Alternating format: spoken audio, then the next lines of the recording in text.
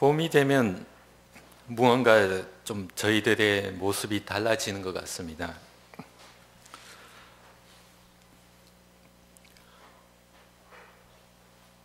여러분이 저를 보시면서 여러분이 제 타이가 조금 달라졌다 생각하는데,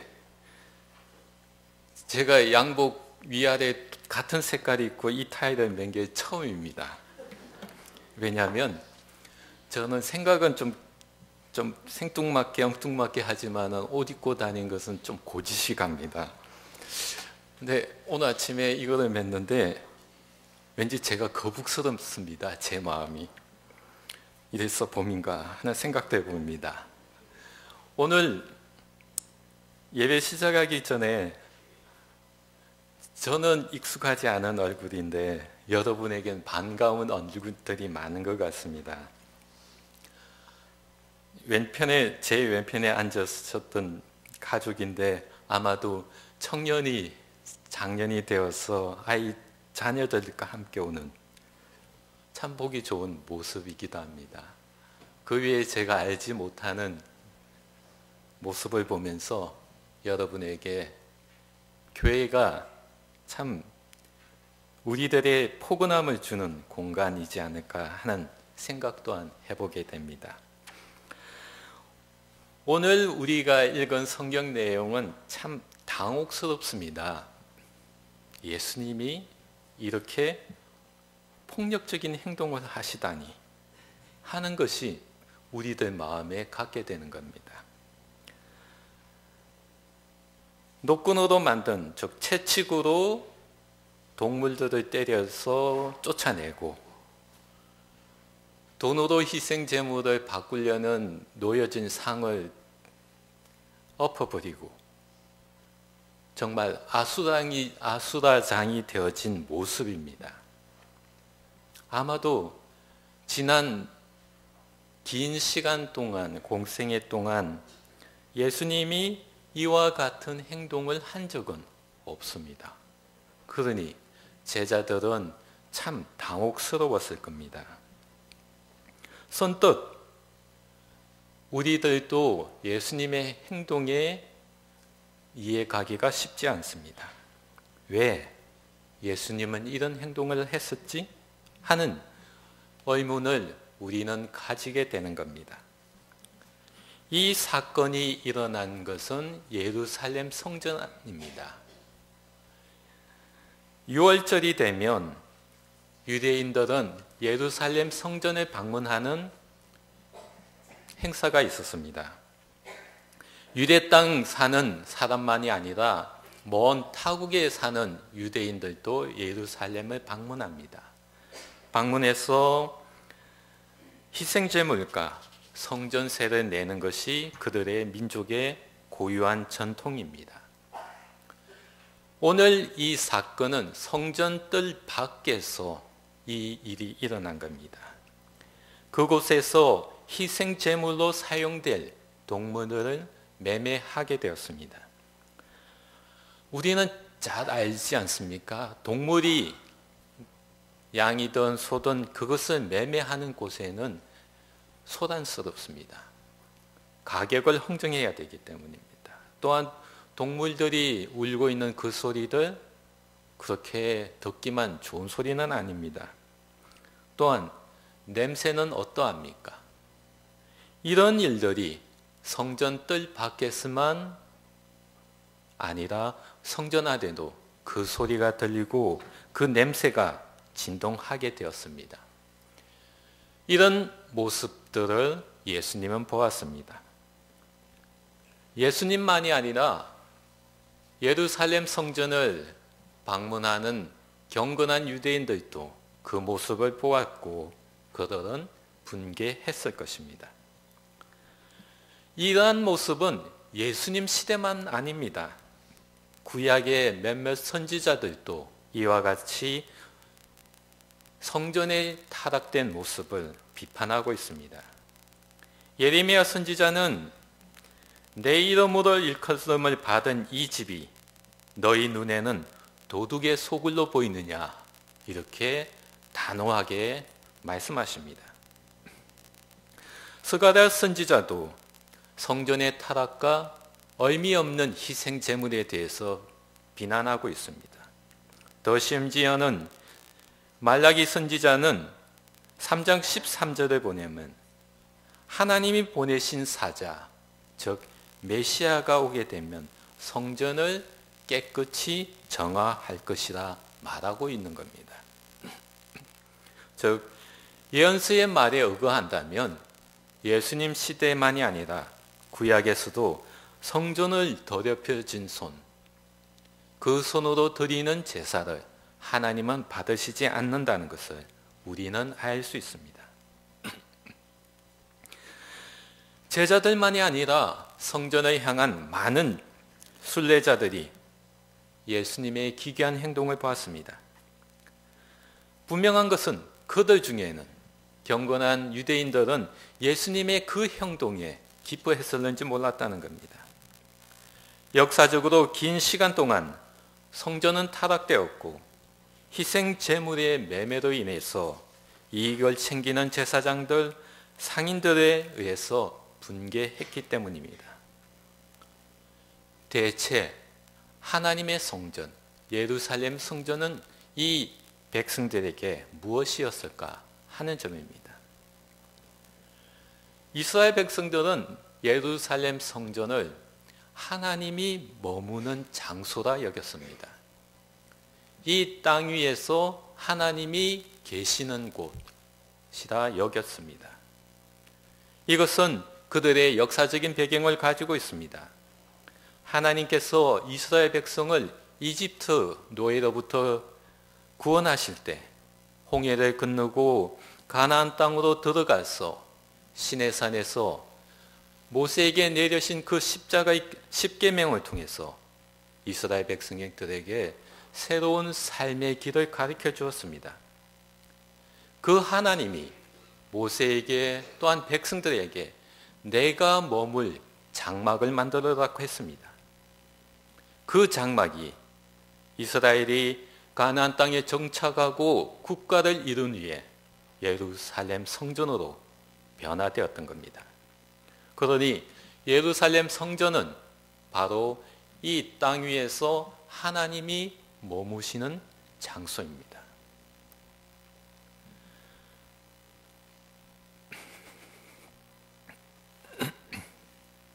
히브리서 저자는 이 성전을 하늘에 있는 성전의 묘형이자 그림자라고 말하고 있습니다. 그 하늘의 그림자인 성전이 얼마나 더럽혀졌는지를 반영하는 것이기도 합니다. 그래서 마가복음 11장 17절에 보면 성전은 기도하는 집인데 너희들이 강도의 소굴로 만들었다라고 비난합니다. 오늘 우리가 읽은 요한복음은 성전을 장사하는 집으로 만들었다고 비난하고 있습니다. 분명한 것은 많은 경건한 유대인들에게 예루살렘 성전은 하늘에 있는 성전의 모형 또는 그림자로 여겼다는 겁니다. 만민을 위해서 기도하는 집으로 여겼다는 겁니다.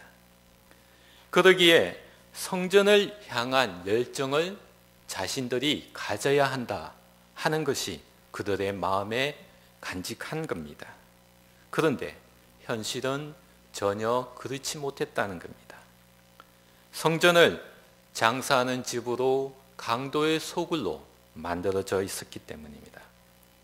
이런 현실에서 말라기 선지자가 말하고 있습니다. 메시아가 오시면 금이나 은을 재련하는 그 방법으로 불순물을 제거하는 그 방법으로 이스라엘 백성들을 순결하게 만들겠다. 하나님께 공의로운 제물을 드리게 만들겠다 하는 말씀을 행했던 겁니다. 그러니 백성들은 성전을 향한 열정을 가져야 한다라는 것이 말라기 연자의 핵심 내용입니다. 그러기에 제자들은 예수님의 이와 같은 폭력적인 행동을 메시아께서 행하실 행동으로 여겼습니다. 메시아의 예언의 증거로 보았다는 겁니다. 제자들은 하나님 아버지 집을 향한 열정을 불태우는 메시아로서 자신의 선생님이 그 일을 하셨다고 여겼습니다. 제자들뿐만 아니라 경건한 많은 유대인들도 예수님의 행동을 환호했습니다. 그것은 사기꾼이나 협작꾼으로부터 타락된 성전이 이제 깨끗해질 수 있는 계기가 되었다고 확신했기 때문에, 이것이 바로 이스라엘 백성들이 예수님이 성전을 정화한 사건에 대한 뒷배경이기도 합니다. 우리는 이 성전 정화 사건을 보면서 우리가 가져야 되는 것이 하나가 있습니다. 그것은 바로 하나님 집을 향한 열정입니다. 이스라엘 백성들, 경건한 유대인들이 꿈꾸었던 그 성전을 향한 열정, 오늘 우리가 가져야 하는 것입니다. 오늘 우리들이 여기에 모인 이유는 바로 하나님 아버지 집에 우리는 모여 있다고 생각합니다. 여러분이 여기에 온 이곳이 교회의 건물이고 교회이기 때문에 오셨다라는 마음이 있지만은, 그 마음의 한켠에는 바로 하나님 아버지의 집의 그림자가 바로 여기이다 하는 생각이 있기 때문입니다. 또 한편으로 여러분은 이곳을 그저 건물로 여기지 않고 여기는 기도하는 집이다 여기고 있습니다. 이것이 우리들이 교회에 관한 우리들의 마음입니다. 아버지 집의 그림자이다, 기도하는 집이다. 이것이 여러분이나 제가 가지고 있는 교회에 대한 이해입니다. 저는 이런 경험이 있습니다. 교회를 방문하다 보면 기도가 끊어진 교회를 느끼게 됩니다. 그 교회가 어떻게 기도가 끊어졌는지 저는 모릅니다. 그런데 차가운 냉기를 느낄 수 있습니다. 당연히 제가 방문하는 것은 주일이 아니라 주중이니 당연하지 않습니까? 주중에 다른 교회를 방문하면 그 교회의 건물이 차가울 수밖에 없습니다. 주중에 어느 교회가 이 보일러를 돌리겠습니까? 그렇지 않습니까? 당연히 차갑습니다. 제가 이야기하는 냉기란 그런 게 아닙니다. 교회 건물이 누추해서 생기는 냉기? 그런 거 아닙니다. 교인들이 발걸음이 끊어져서 느끼게 되는 냉기입니다. 이런 교회들을 보면 우선 알 수 있는 게, 교인들이 교회에 오겠다는 열정이 없습니다. 그저 주일 오전 11시 예배 한번 참석하면 돼 하는 마음이 가득합니다. 한 주에 한 번이면 족하지 뭐 두세 번 참석해 귀찮겠으리 하는 마음이 가득 차 있습니다. 여러분이나 저나 건물에 대한 참 신기한 경험이 있습니다. 우리들은 건물에서 온기를 느낍니다. 건물에서 나오는 온기는 사람들이 머무는 시간과 비례합니다. 한동안 비워둔 건물, 여러분 어떻습니까? 한동안 비워진 건물을 딱 들어가면 여러분 무엇을 느껴집니까? 따뜻하십니까? 온기를 느낍니까? 썰렁한 느낌, 싸한 이런 느낌이 확 다가옵니다. 이거는 저만 그런 게 아닐 겁니다. 여러분도 느끼는 경험입니다. 교회 건물도 마찬가지입니다. 교인들의 왕래가 적으면 그 교회를 방문하면 그것을 느낄 수 있다는 겁니다. 교인들의 왕래가 빈번하면 할수록 교회에 그런 온기를 느낄 수 있습니다. 다르게 표현하면 교인들이 교회를 향한, 즉 아버지 집을 향한 열기가 느낄 수 있다는 겁니다. 한 주에 한 번 찾는 교회, 한 주에 한 번 찾는 교회에서 그 온기를 느낄 수 있다? 저는 참 어렵습니다.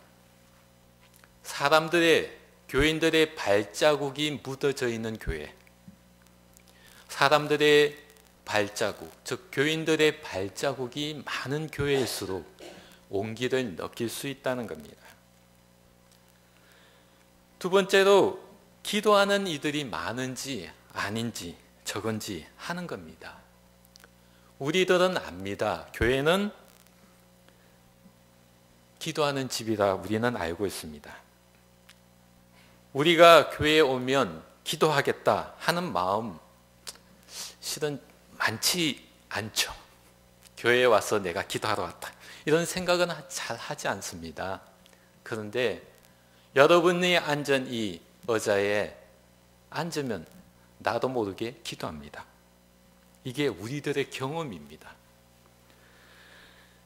여러분 생각 한번 돌이켜 보십시오. 여러분의 가정에서 한 1분, 2분 기도한다는 게 쉽지 않습니다. 기도하겠다고 마음 딱 잡고 자세 가다듬고 눈을 감고 하면 문득 머리 안에 떠오르는 생각이 있습니다. 가스밸브 잠갔는지. 왜 제가 틀렸습니까?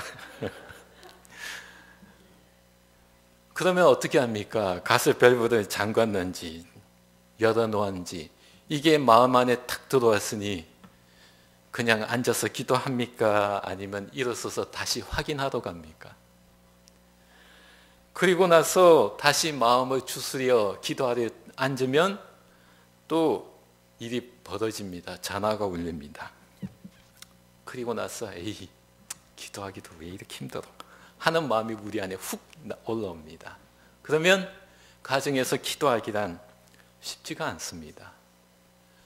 그런데 교회에 와서 의자에 앉으면 눈 감고 눈을 떴는데 그저 5분이 10분이 훅 지나가 버립니다.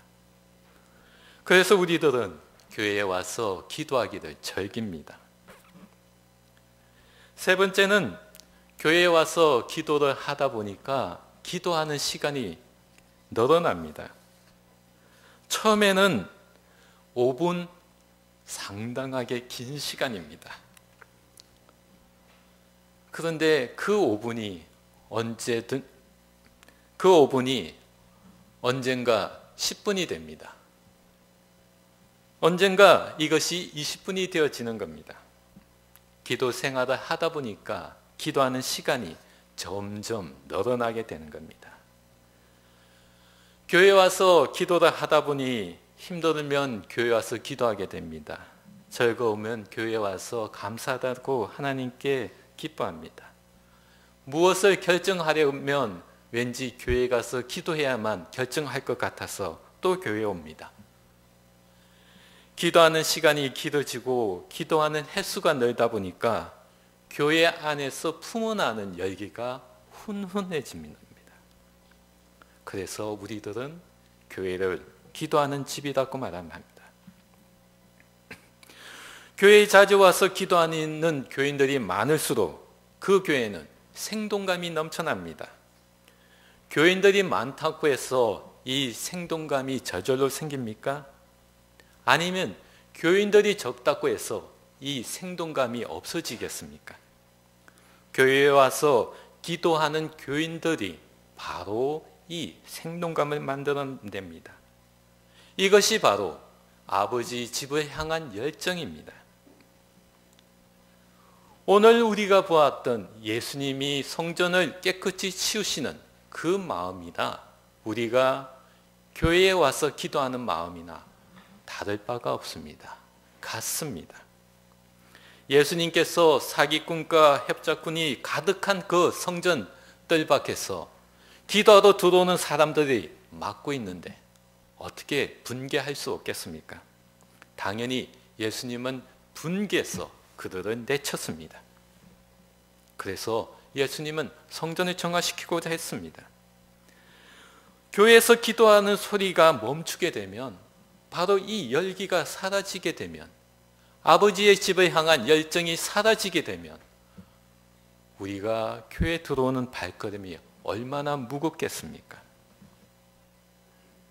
기도하는 소리가 없으면 아버지 집을 향한 열정이 없어지는 것입니다. 우리 안에 아버지 집을 향한 열정이 차오른다면 당연히 우리들은 기도하고 있을 뿐입니다. 바로 기도하는 소리가 교회의 열기를 훈훈하게 만들고, 이것이 우리들의 마음이기도 합니다. 재미나는 것입니다. 기도하지 않는 교회, 더 이상 교회가 되지 못합니다.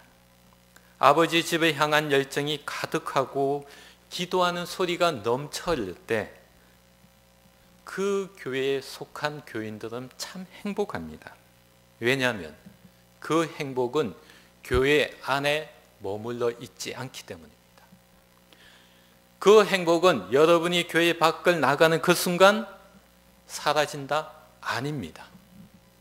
그 행복은 여러분이 교회 안에서나 밖에서나, 여러분이 어디를 가나 그 행복은 항상 함께 하기 때문입니다. 이것이 기도하는 집, 아버지 열정을 향한, 아버지 집을 향한 열정이 가득한 사람들이 살아가는 삶입니다. 누가 그 열기를 막을 수 있겠습니까?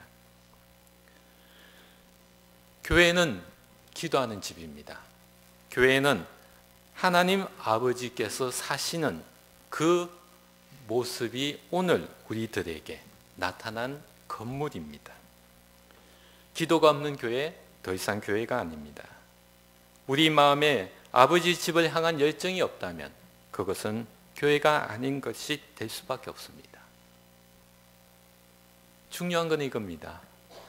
우리 안에 아버지 집의 열정이 가득하다면 그것이 바로 여기에 하나님이 머물고 계시구나 하는 것을 우리는 몸으로 느끼게 되는 겁니다.